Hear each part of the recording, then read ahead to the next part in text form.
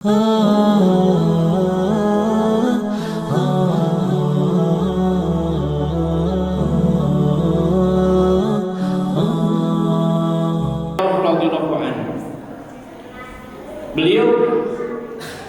menceritakan ada seorang yang datang kepada Nabi SAW.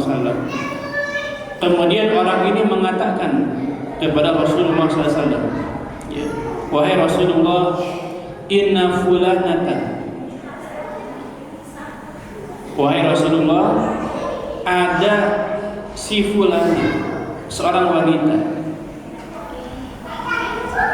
taqumul lail, dia rajin mengerjakan salat malam, wa tasumun nahar, di siang hari dia rajin mengerjakan puasa sunnah, wa taf'alu, dia rajin mengerjakan kebaikan, wa tasaddaqu, dia senantiasa bersedekah, rajin melakukan ibadah, apapun ibadah, baik yang wajib yang sunnah dia kerjakan.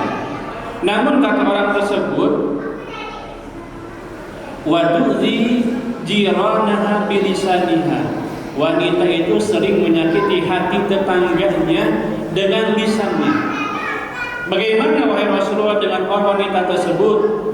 Maka Rasulullah SAW mengatakan, la khaira fiha, tidak ada kebaikan pada dirinya, hiya finnar, dia tempatnya di neraka.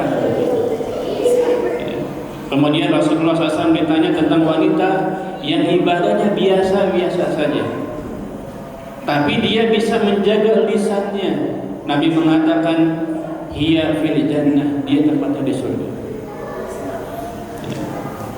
Ini hadis menjelaskan kepada kita bagaimana bahaya lisan apabila tidak kita jaga.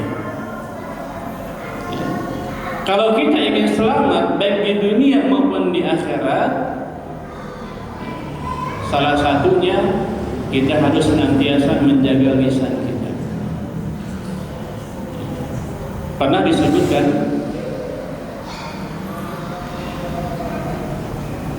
Aisyah radhiyallahu anha pernah mengatakan kepada Rasulullah sallallahu alaihi wasallam, kata Aisyah, wahai Rasulullah,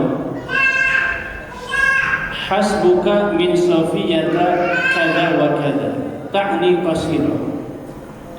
Aisyah mengatakan, wahai Rasulullah, cukuplah Safiyah itu istri Nabi SAW yang lain.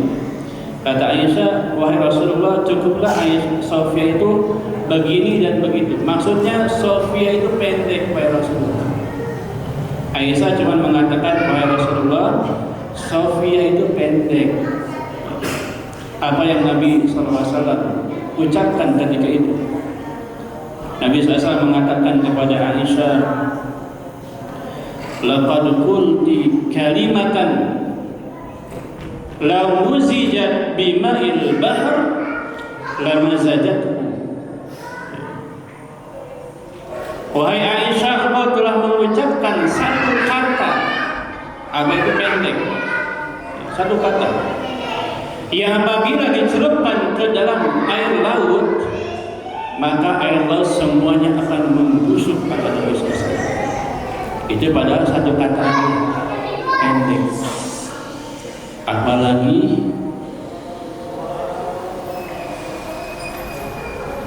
berbagai macam perkataan kotor yang kita ucapkan. Kalau kita marah, kan bukan hanya satu kata yang kita ucapkan, bahkan kebun binatang keluar semuanya.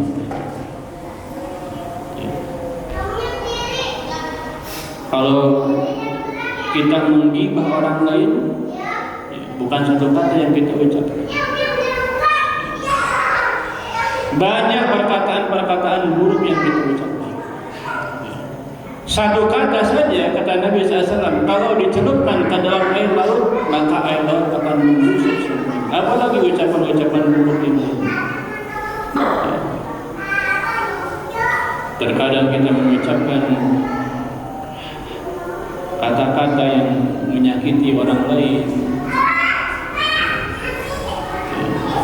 Terkadang kita mengucapkan kata-kata yang kotor, yang kasar dan seterusnya. Dan semuanya itu akan dihisab oleh Allah Subhanahu wa taala. Apapun perkataan yang keluar dari lisan kita, ada malaikat yang siap untuk mencatatnya. Ma yalfidu min qawlin illa ladaihi raqibun atid. Tidaklah ucapan yang diucapkan oleh seseorang, melainkan di sisinya ada malaikat yang siap untuk mencatat.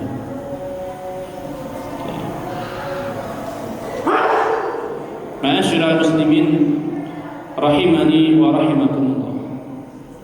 Ini yang pertama, sumber-sumber keselamatan, yaitu imlik lisan, jagalah lisan.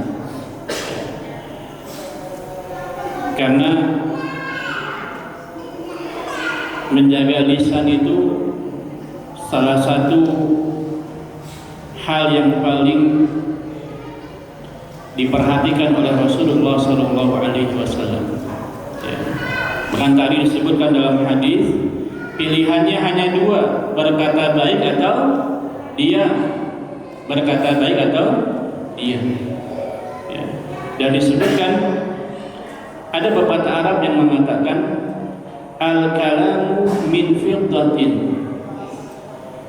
Kalau berkata itu bagaikan perak, fasukutu min zahabin, maka diam adalah emas. Diam dari keburukan adalah emas. Ini menunjukkan bagaimana besarnya perkara menjaga lisan. Dan setiap muslim hendaknya senantiasa menjaga lisannya, istiqamah lisannya.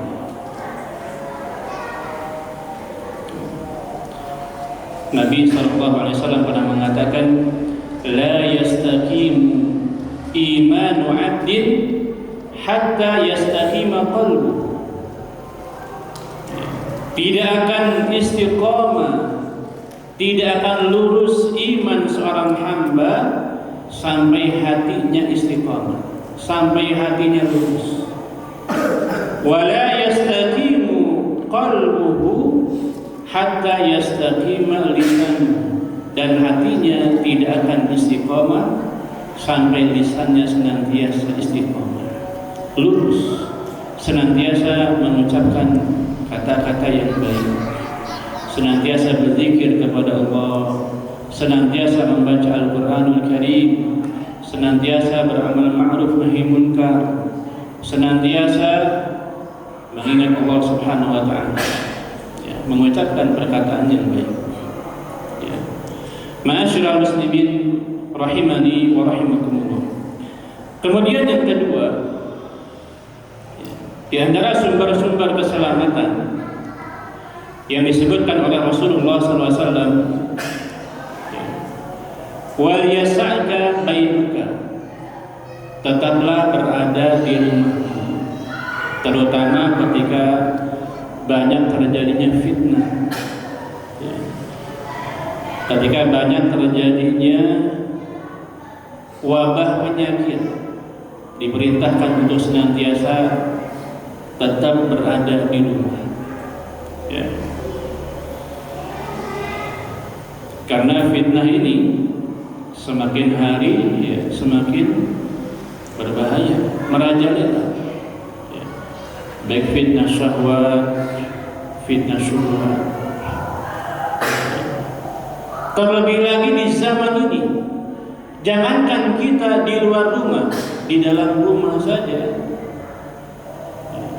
sulit sekali untuk kita menghindari fitnah. Di dalam rumah kita senantiasa sibuk dengan apa? Senang dengan ada yang namanya setan gambling. Itu dia. Padahal di dalam rumah, tapi ada yang namanya setan gambling termasuk. Di zaman ini berarti fitnah itu udah merajalela, apalagi di luar rumah.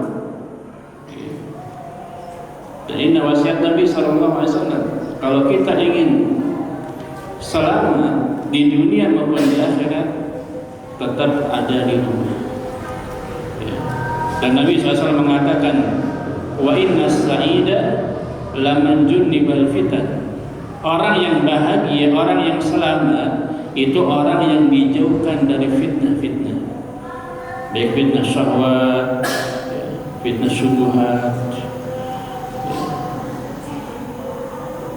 Dan Nabi SAW sangat perhatian dengan hal ini. Ma'asyiral muslimin rahimani wa rahimakumullah.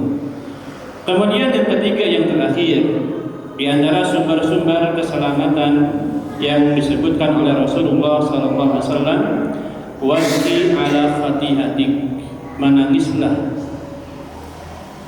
atas kesalahan dosa yang telah kalian kerjakan. Kita diperintahkan untuk senantiasa memohon ampun kepada Allah Subhanahu wa taala.